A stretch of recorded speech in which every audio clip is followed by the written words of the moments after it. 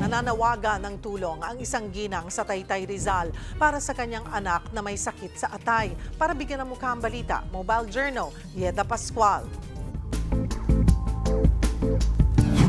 Isang sanggol sa Taytay Rizal ang nangangailangan ng agarang liver transplant.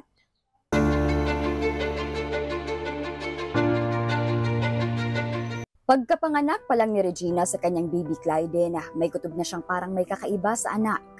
Medyo madilaw at parang nangingitim kasi ang balat nito. Pero normal naman daw sa newborn screening kaya in-advise silang paarawan lang ito. Tapos nung magto 2 months po siya, lumala po yung kulay po ni baby. Umabot na po hanggang mata yung paninilaw po. Matapos ang ilang test, nadiskubring may biliary atresia si Clyden. Ito ay malubhang sakit kung saan nakabara o hindi nabuo ng maayos ang daluyan ng apdo mula sa atay.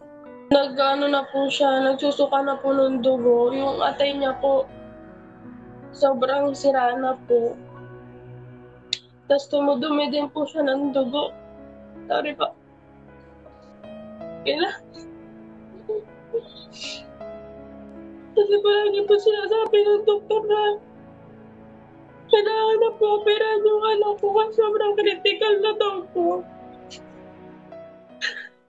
Tinapat sila ng mga doktor na tanging solusyon na lang sa sakit ni Clyden ang agarang liver transplant.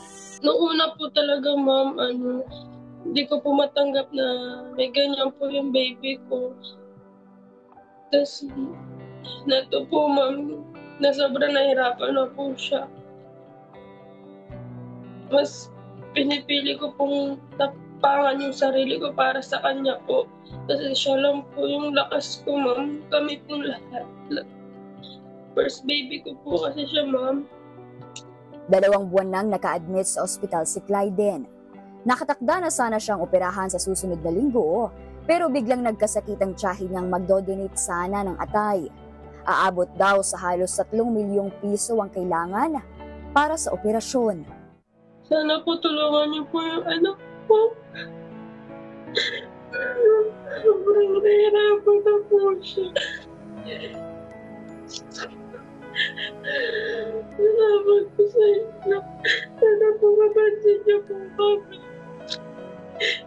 Kasi sobrang laki na lang po ng nalaman namin sa operasyon niyo.